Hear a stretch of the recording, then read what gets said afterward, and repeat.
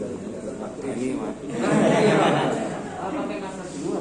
Oh gitu, pakai masker dulu.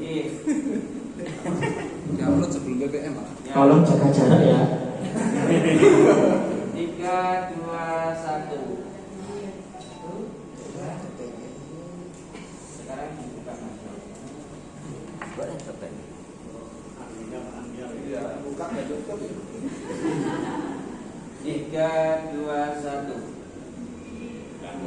Jempolnya 3, 2, 1. Terima kasih atas foto bersamanya. Iya, moga-moga betul.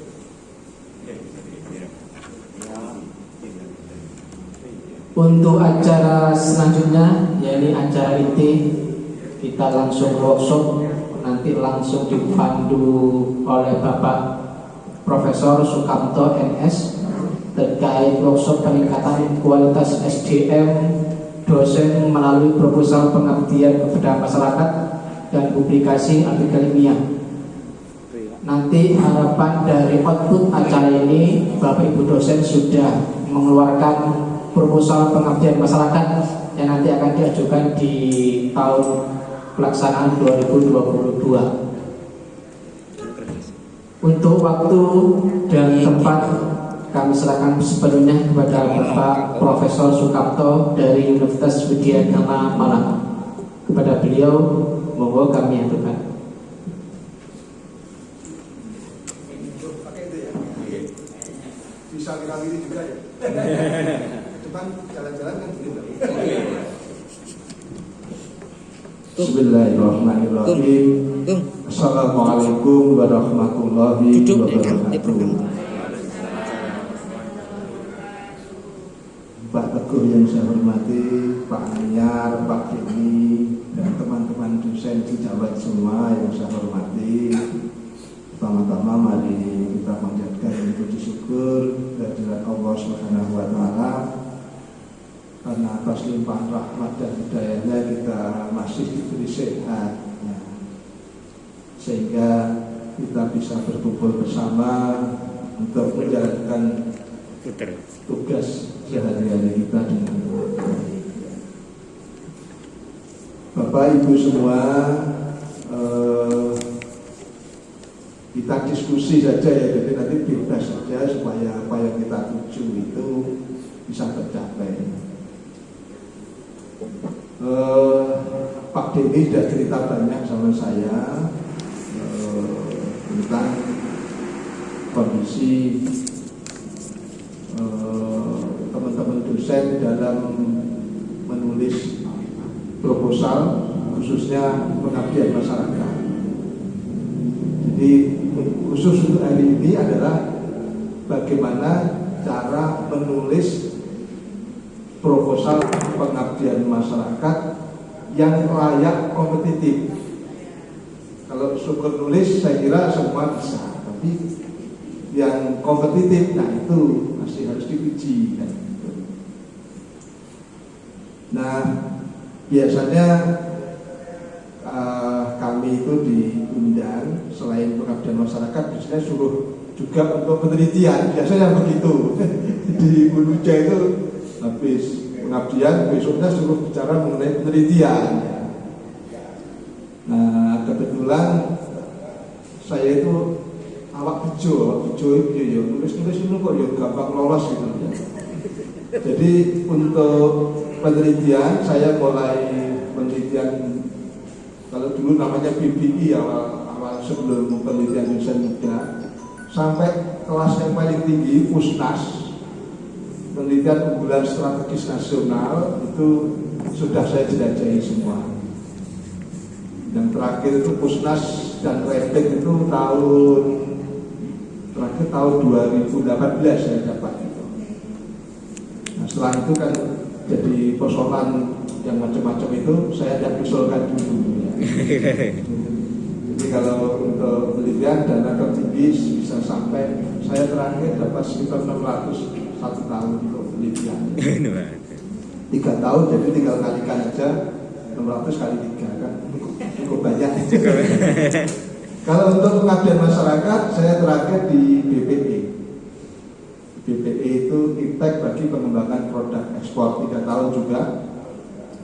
dua kali dapat di BPE.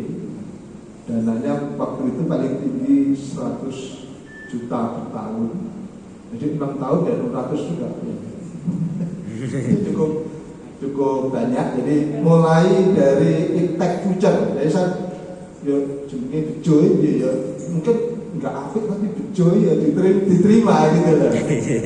Jadi Iptek Future mulai dana 10 juta sampai yang terakhir itu yang 300, kelas Iptek 600. Future itu jadi PKM itu ya. Di PKM, dulu IBM terus PKM. Saya dapat terus itu ya. Setelah itu selesai dapat masuk di BPE ya dapat lagi. Nah, khusus untuk hari ini, ayo kita mulai dari tingkatan yang paling ibaratnya tangga yang paling bawah dulu ya di PKM. Jadi ada PKM, ada PKM stimulus. Nanti meningkat. Jangan yang tinggi dulu, nanti kalau tinggi terus nanti turun malu. Nah, kalau saya habis BPE nanti ya inginnya saya ke IB yang bisnis itu. Sudah kita siapkan juga. Nanti kalau begitu dibuka ya kita usulkan. Tapi sekali lagi saya bukan reviewer pengabdian masyarakat di nasional. Memang saya tidak daftar. Nggak mau saya. Kalau ditugasin di Papua, kalau monet itu orang kabeh. Tapi saya reviewer pengabdian masyarakat di Kementerian Kesehatan di Politeknik Kesehatan Malang. Jadi modalnya cuma di Malang, Jember, Kediri, Ponorogo, terus sama Cinawa itu aja. Dan ini apa yang saya miliki mau kita tularkan, kita sharing dengan Bapak Ibu supaya Bapak Ibu mudah-mudahan sekurang-kurangnya sama dengan saya, sekurang-kurangnya. Amin. Kalau lebih baik saya lebih bersyukur. Amin. Oke, ya.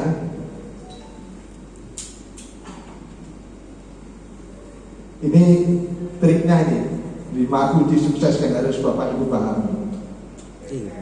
Jadi dana disediakan kompetitif, maka proposalnya harus layak kompetitif. Jadi saya sebutkan tadi. Saya tadi pagi begitu masuk lihat HP dikirimi oleh Pak Denny dua atau 3 proposal ya, 2 yang saya review itu. Kayak ini dia apa sih anak gitu. Jadi sudah saya kirim kembali. Kalau untuk berkompetisi masih berat ya. Kemudian yang kedua, kenali karakteristik pemberi dana. Nah, Bapak Ibu harus membaca panduan penelitian dan pengabdian masyarakat edisi 11 dan edisi 13. Mengapa kok 2? Yang edisi 13 itu hanya berisi poin-poin saja, tidak memberikan petunjuk bagaimana menyusun proposal. Makanya ringkas, halamannya tidak begitu banyak. Tapi kalau Bapak Ibu membaca yang 2011 lengkap. Bukan 2011, edisi 11 ya. Kalau tidak salah tahun 2017 kalau tidak salah itu ya. Kemudian yang ketiga, kenali karakteristik setiap skema. Udah, nanti kita tidak usah muluk-muluk dulu, kita ke PKM tapi benar ya.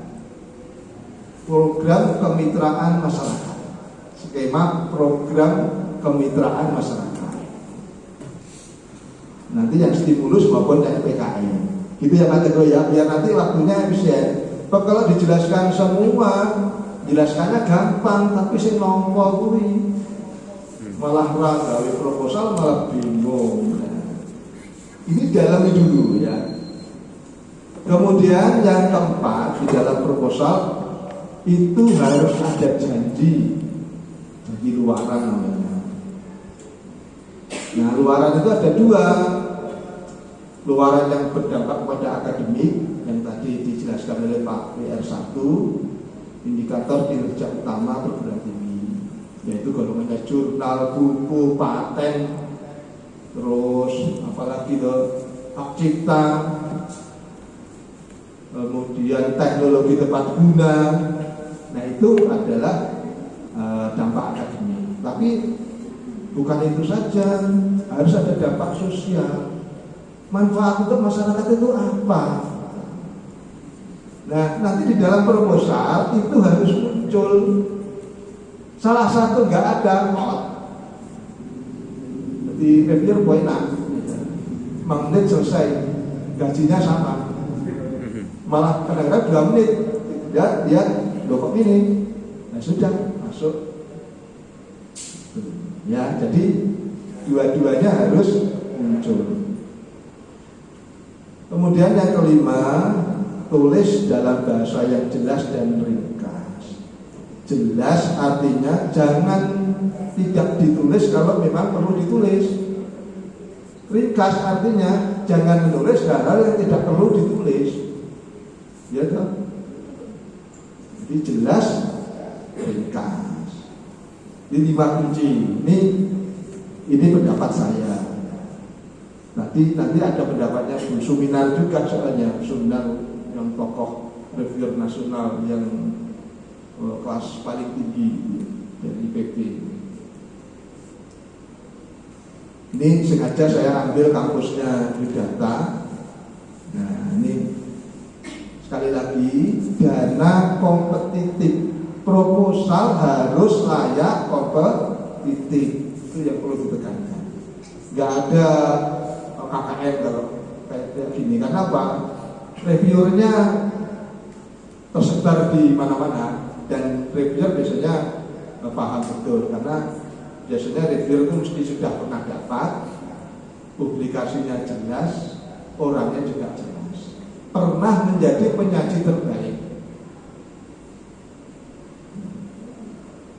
Nah, kalau penyaji terbaik mungkin di CV saya banyak, mulai impact teacher itu saya pernah dapat hadiah, menyajikan kalau dulu ada hadiahnya, dapat 10 juta, hari presentasi 10 juta. Terus masuk di masyarakat pertanian organik di Bidakara Jakarta itu, saya tampil juga di situ, dapat lagi 10 juta lagi. Gara-gara nulis jamu kunyit asam. Bejo. Waktu itu saya mengangkat pedagang jamu gendong. Ini mengambil masyarakat itu. Jadi kelompok pedagang jamu gendong. Kan kunyit asam tuh Ya. Nah kita perbaiki teknologinya macam-macam. Akhirnya yang menang nasional, menang jadi penyaji terbaik, dapat hadiah beberapa kali.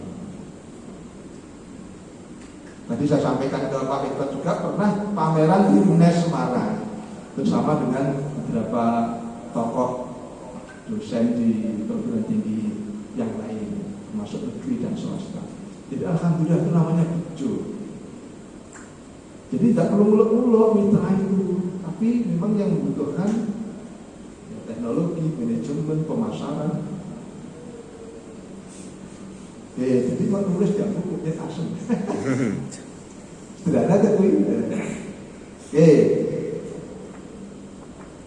Sumber dana kompetitif, tapi kita fokusnya di nomor 1 ya, yang dikeluarkan oleh DRPM, Kemendikbud Ristek Dikti. Gue saiki jenenge opo wis, kalau dulu PRIN ya, Ristek Dikti, sekarang kembali lagi ke Kemendikbud Ristek Dikti. Kalau yang lain-lain tidak usah ya, ini aja yang nomor 1 aja. Oke.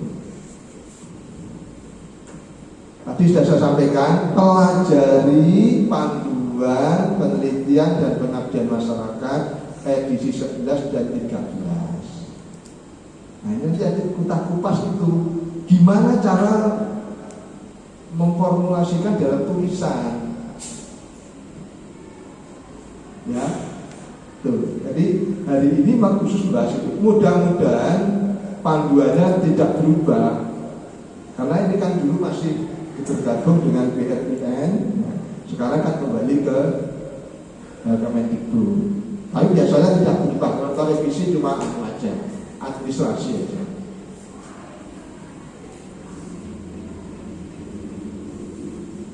Jadi Bapak Ibu, ini skema yang ada di edisi 13. Jadi yang pertama program kemitraan masyarakat. Ini aja kita kalau kita bisa di sini itu dananya 50 juta. Untuk pengabdian masyarakat terus 50 juta. Coba ini kerupuk, pakai. Kelem. Dan ada yang program kemitraan masyarakat stimulus.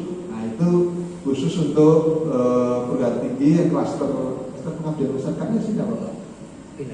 Binaan. Masih binaan ya. Ya boleh ngajukan stimulus nanti. Ya, berarti dua ini aja kita fokuskan karena nulisnya mirip.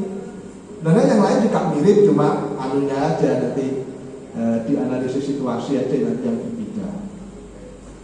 Dan lain-lain. Kalau nanti ada teman-teman dosen tertarik yang nomor 3 sampai nomor 8, silahkan nanti komunikasi tersendiri supaya nanti efisien waktunya, ya.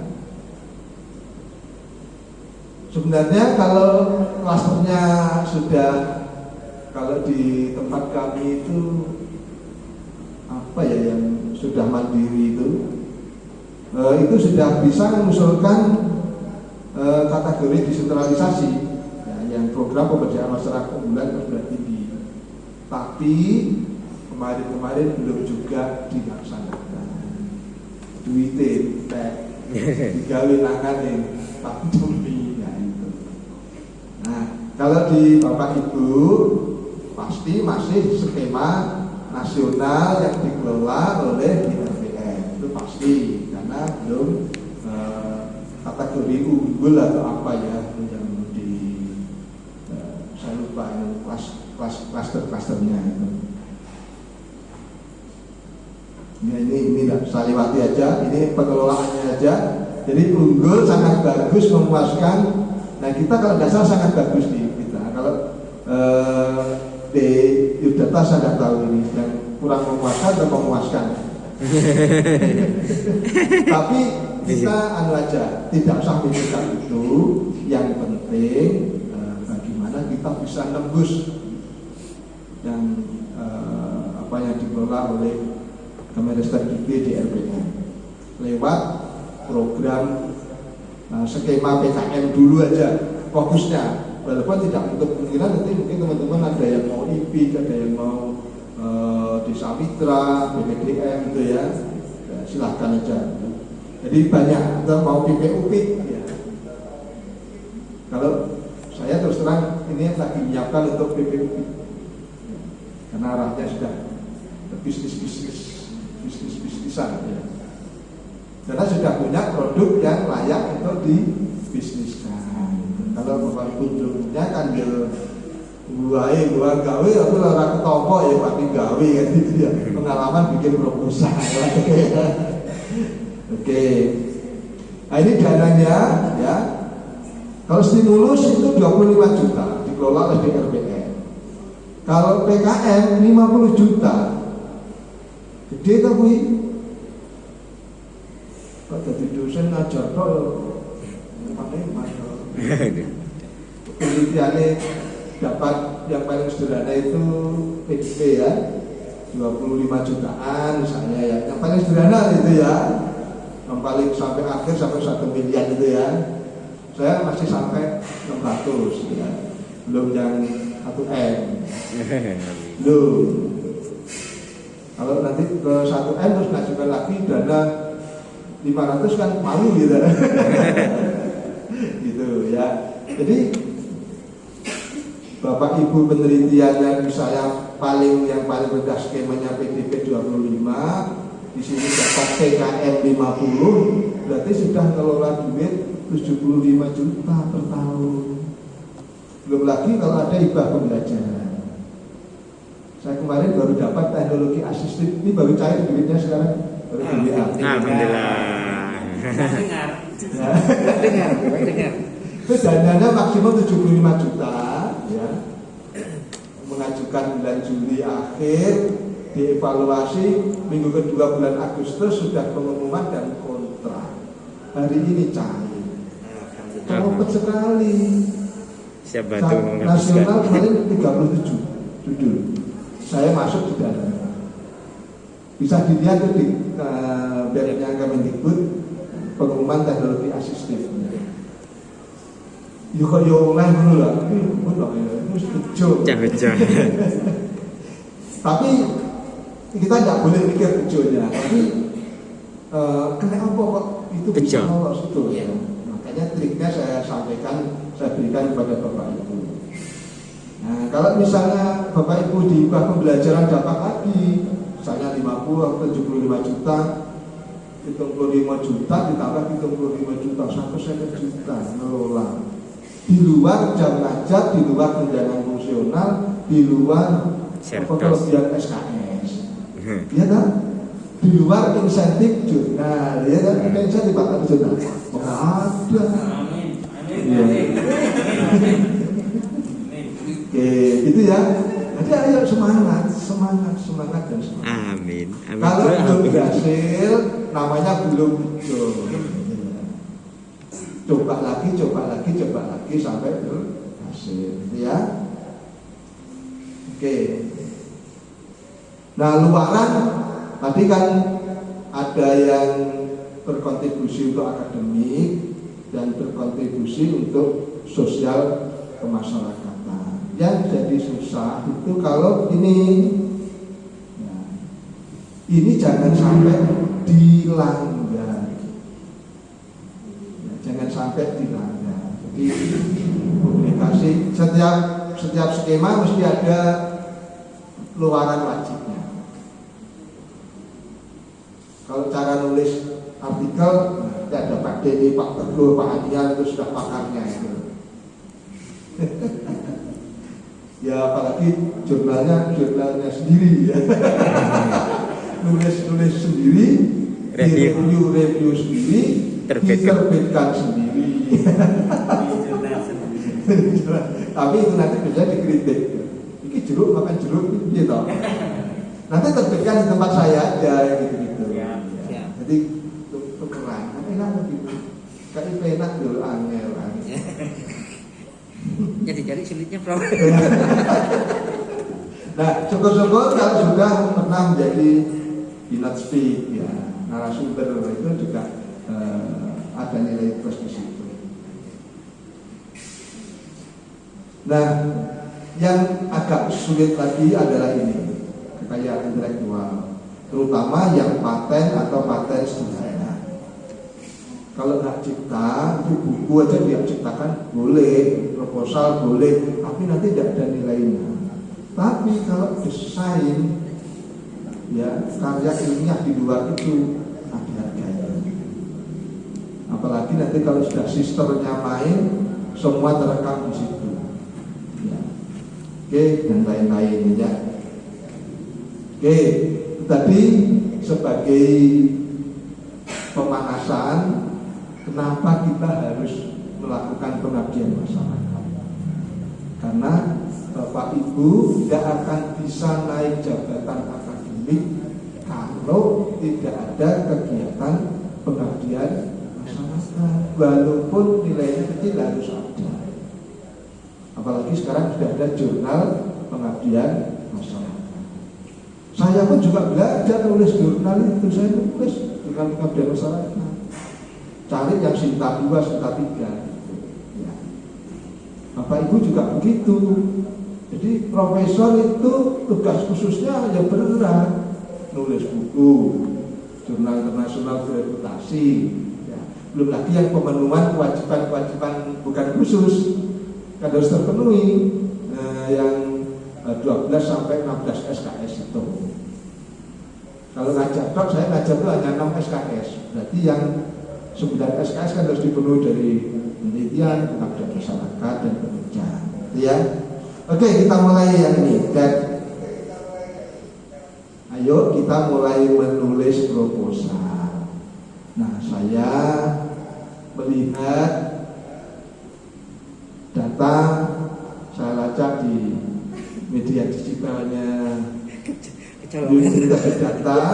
Ini ada 120 dosen ber-NIDN. Berarti itu sangat potensi.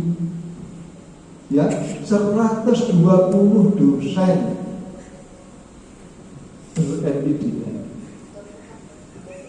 Ya, ini betul tidak ya? Kalau ini PDDT loh ya. Iya. Nah, kemudian kita lihat. Ini jeneng orang. Nah, ini yang poin kita itu, tampilkan.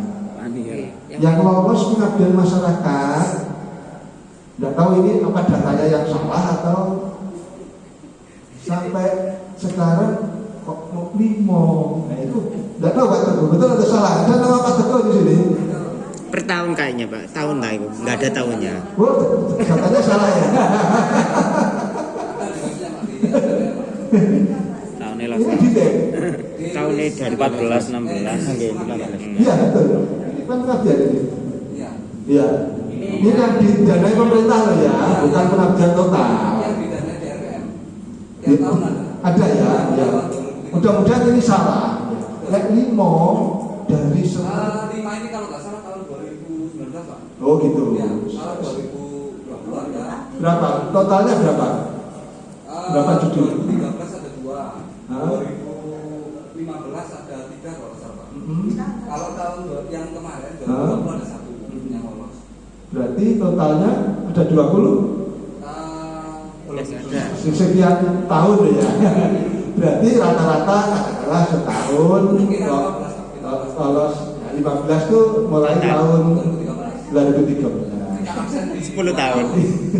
Berarti 8 tahun 15 judul. Iya. Berarti 1 tahun rata-rata 2 judul. Dosanya 120 menurut maksudku. Berarti di situ ada sesuatu. Sesuatu yang lebih Pak. Mudah-mudahan setelah kita Meningkat maksudnya. setelah kita workshop ini nanti meningkat dan meningkat. Amin. Karup saya begitu, karup saya. Cak kejang.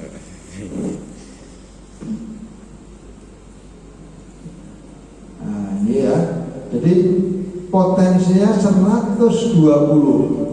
Kalau misalnya satu proposal itu satu ketua, satu anggota kan maksimum 3 ya. Kita 2 aja.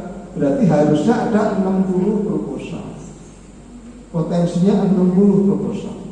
Katakanlah kalau dari 60 itu ya, yang sangat advance misalnya katakanlah 20% saja. Ya 60 kali 20% dari 60 dan berapa itu? Sekitar 20%, 20 per 100 kali 60 berarti 12 proposal per tahun. Ya, jadi sangat mungkin ya, sangat mungkin. Mudah-mudahan itu nanti bisa tercapai. Oke, dari mana memulai? Ini, jadi saya itu jadi ketua LPPM tahun 2011, Widya Agama itu binaan. Sekarang menjadi klaster utama. Jadi awalnya gitu, dapat hibah paling 300-400 juta per tahun dari seluruh dosen, sekitar dosennya banyak sini. Di sana kira-kira dosennya 100 sekian, 105 gitu. Kemudian ada trik khusus ya, yang memang ini nanti saya sampaikan. Dari 300-400 bisa sampai 3 miliar, 4 miliar sampai 5 miliar. Saya yakin bisa. Apalagi ini di data mudah-mudahan. Saya aja yang tua masih bikin. Iya kan? Iya tuh Pak ya. Anakku yang tua. Nah ya saya yang tua baik. Gawe ya saya mau aduh gawe. Sakit ngenten no. Ini ya nomor 1, punya semangat dan mau menulis ide dan gagasan untuk masyarakat. Saya tanya Bapak Ibu punya ide enggak? Punya kan? Gagasan punya kan? Iya. Cuma enggak ditulis. Karena ditulis ya terus jadi apa? Kenapa? Belum ya? Belum. Belum.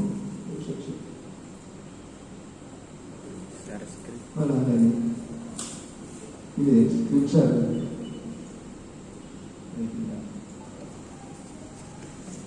Nah, oke.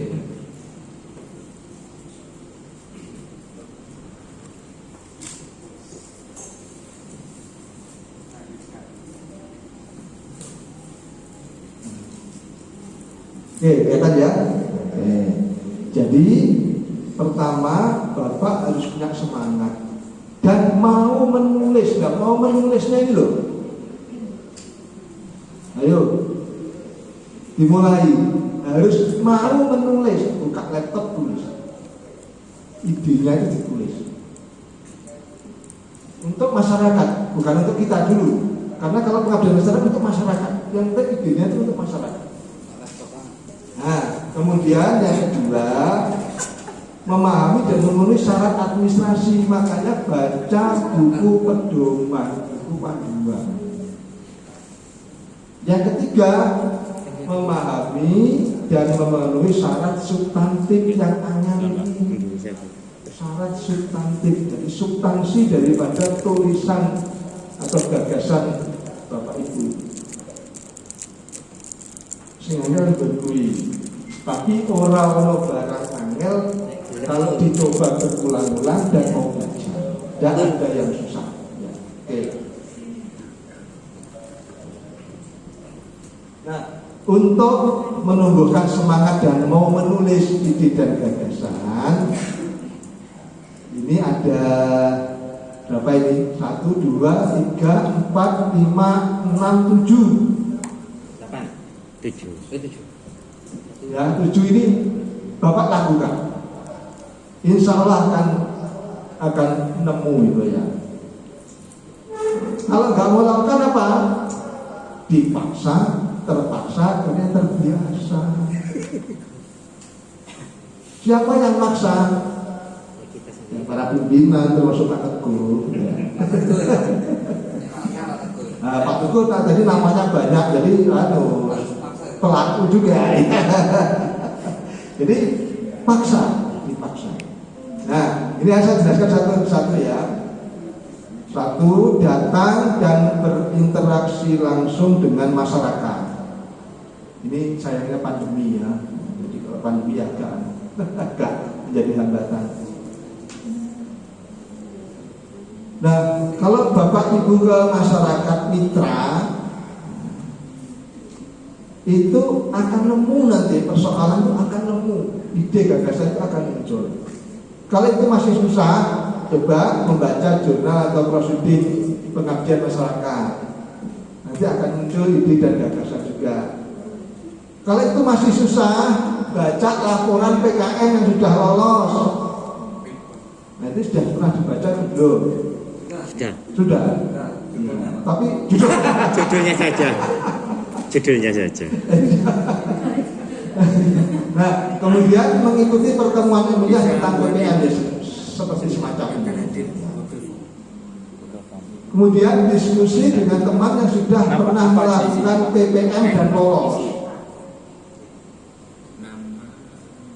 Sudah pernah diskusi dengan Pak Teguh belum? Sudah. Tapi membahas yang lain. Iya, harus itu. Kemudian jangan trial and error, jangan coba-coba, karena nanti reviewernya yang utama itu masyarakat. Begitu Bapak Ibu ada program untuk masyarakat, gagal, seumur-umur akan dikenang kegagalannya. Makanya jangan trial and error. Kemudian bukan ide penelitian. Ingat, pengabdian masyarakat bukan penelitian. Pengabdian ya pengabdian masyarakat, penelitian ya penelitian, gitu ya. Nah, makanya saya sering baca karya teman-teman itu, lagi penelitian di Lepologi. Misalnya pengembangan ini, pengembangan itu bisa. Kalau pengabdian apa? Implementasi, pemberdayaan, gitu kan. Ya, oke, nanti kita coba lihat. Tadi ada datang dan berinteraksi dengan mitra atau masyarakat. Kalau mau ke masyarakat itu masyarakat sing yang mau didatangi itu masyarakat mana? Harus tahu dari kalau ke masyarakat atau makin lama. Ada enggak? Nah, masyarakat yang mana? Untuk apa? Nah, ini ya masyarakat yang diminta itu berdasarkan buku panduan. Jadi kalau kita mengajukan proposal untuk dapat dana, kan harus mengenali apa sih yang diminta mereka itu.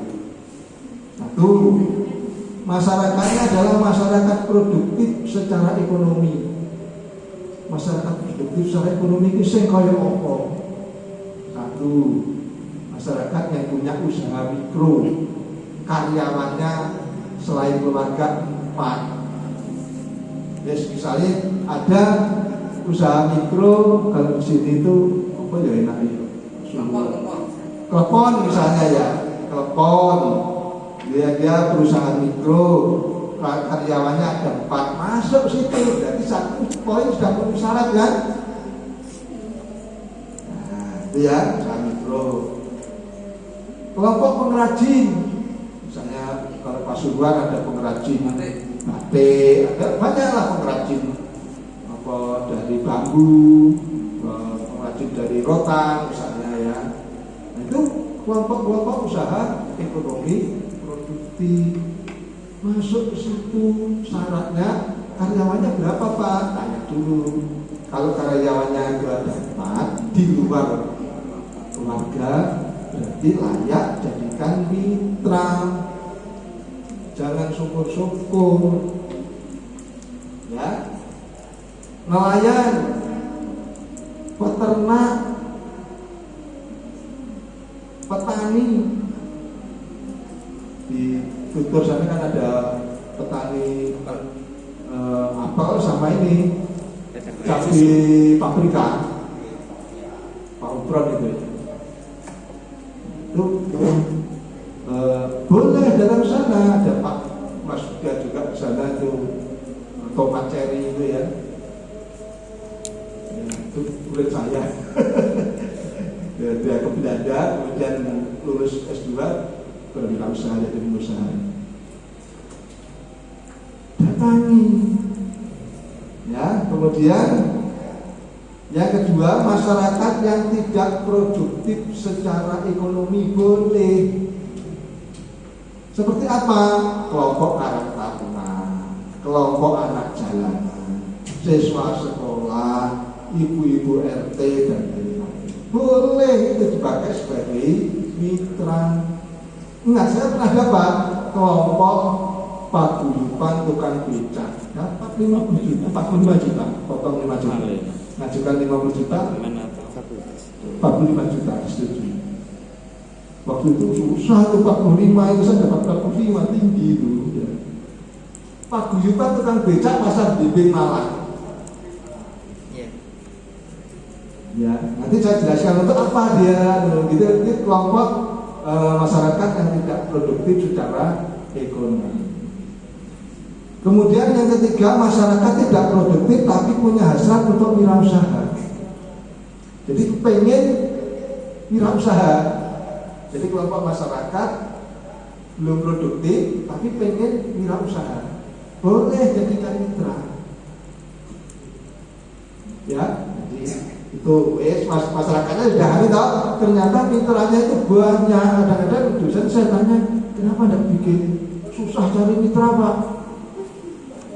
Mitra sakmu ini kayak susah ya. Wah, orang tahu nang lapangan ya mesti. Oke. Terus untuk apa datang ke mitra? Untuk melakukan analisis situasi. Ini yang menjadi momok teman-teman yang banyak gagal. Jadi analisis situasi di dalam proposal itu dia studi pustaka di depan laptop. Itu bukan penelitian, ini pengabdian.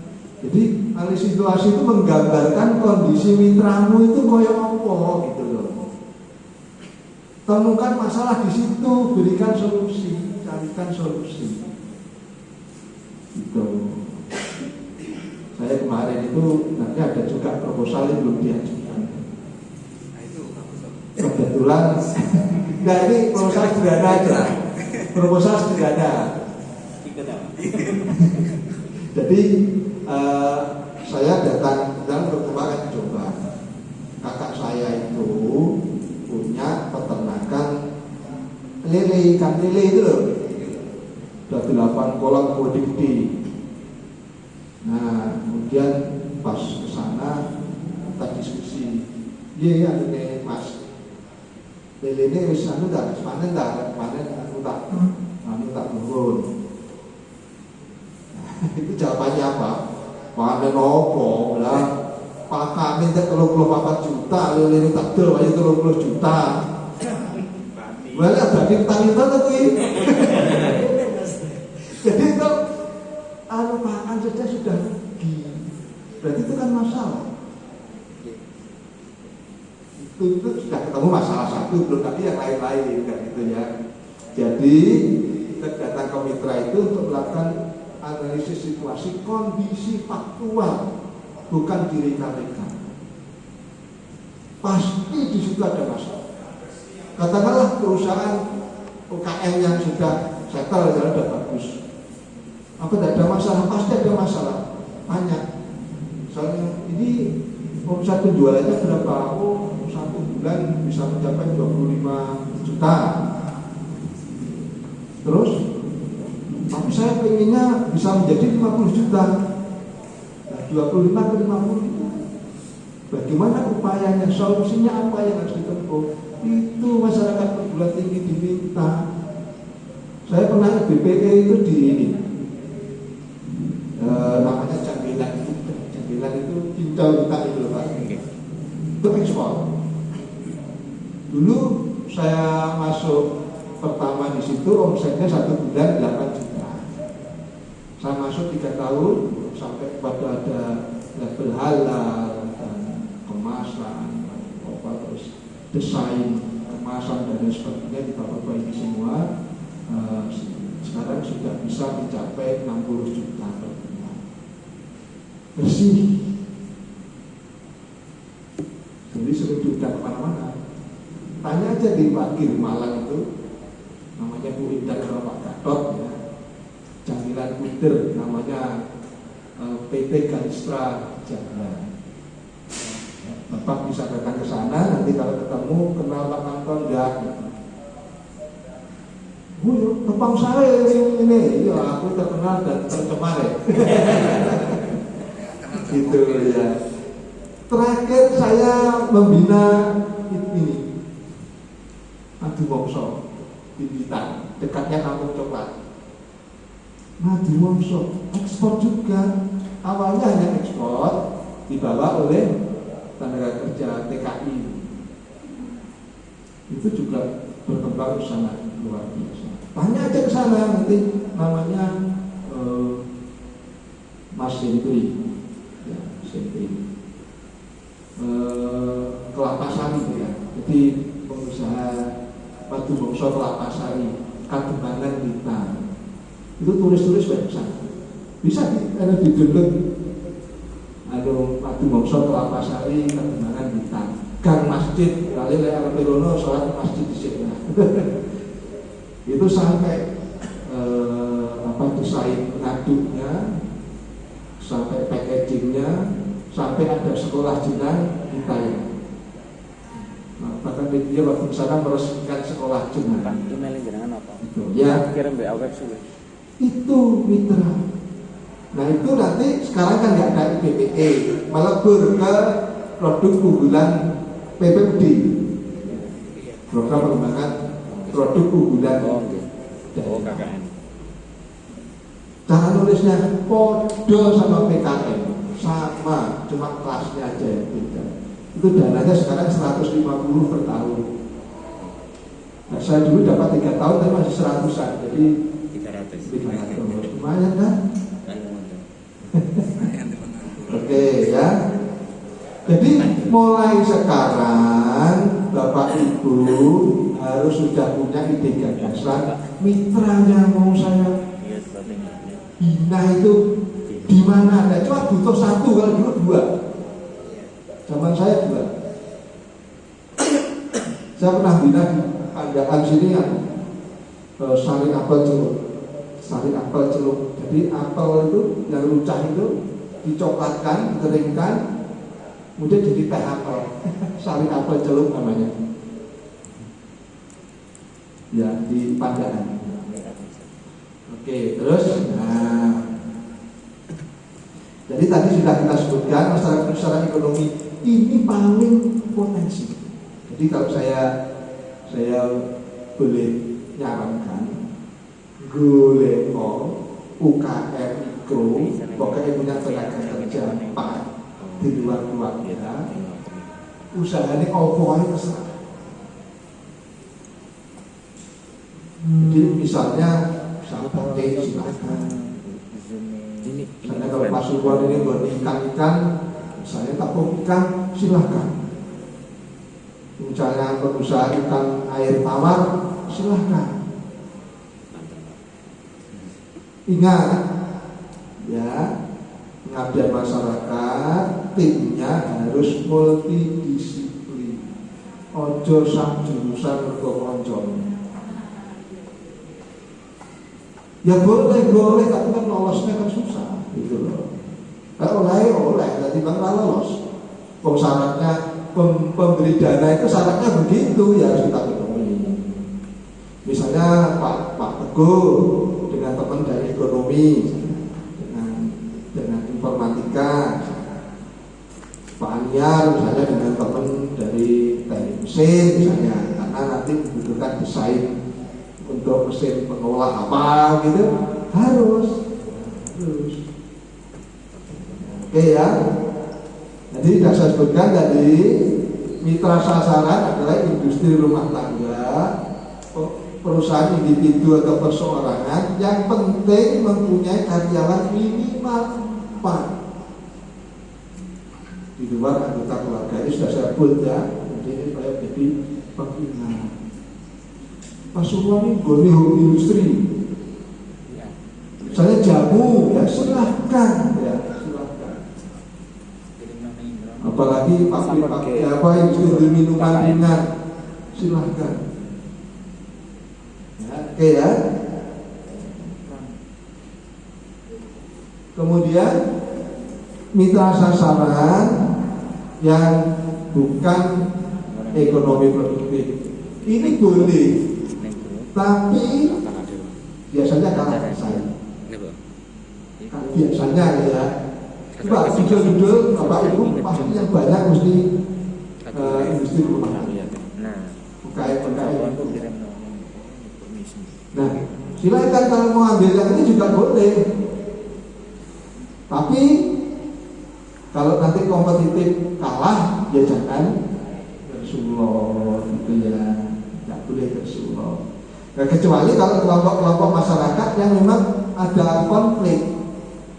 Misalnya sekarang ini yang anu kan Sentul City itu ya, jadi kelompok masyarakat di situ. Kalau itu saudara ambil menjadi kegiatan PKM, luar biasa. Tapi persoalannya isara nangani itu. Jangan malah nanti berkorona itu. Jadi yang konflik-konflik semacam itu sangat bagus untuk kelompok-kelompok masyarakat yang tidak produktif secara ekonomi. Kalau saya boleh menyarankan untuk awal ini, Bapak Ibu cari aja industri rumah tangga yang berkegiatan ekonomi produktif. Bakso misalnya. Betul bakso kan gak enak bakso buat mana wakil dong, ya Pak. Cilok itu ya. Jadi masalahnya berikan solusi. Bakso cilok ini gak colok. Coba kemasannya ada mereknya enggak? Nilai gizinya ada enggak? Berarti kan masalah toh. Itu gasmu. Ya kan? Terus Pasuruan itu juga ada ini di daerah pantai itu kan ada ikan-ikan sap segala macam itu ya. Nah itu banyak yang ngedol ya seluruh kayak itu biasa pun baru di dalam-dalam merek orang enak, standar mutu nggak ada. Bapak Ibu perguruan tinggi, akademisi, perbaiki itu. Jangan lagi ada alasan susah cari mitra, nggak boleh. Berarti ini wong kuwi mikirnya awake dhewe. Ya, nek mikirnya awake dhewe nek kangen wae ngedep laptop, buka YouTube, wah ini hiburan. Tuh. Oke. Nah ini masa ini gak PAUD, gak ada SD, gak ada pondok pesantren, malah pondok pesantren kan masuk ke situ. Kalau perlu PAUD yang memang betul-betul di daerah gak pelosok itu, persoalannya apa? Guru ini bukan guru yang punya, iya, bukan lulusan guru, lo ada seperti itu. Meja ini, waduh kalau saya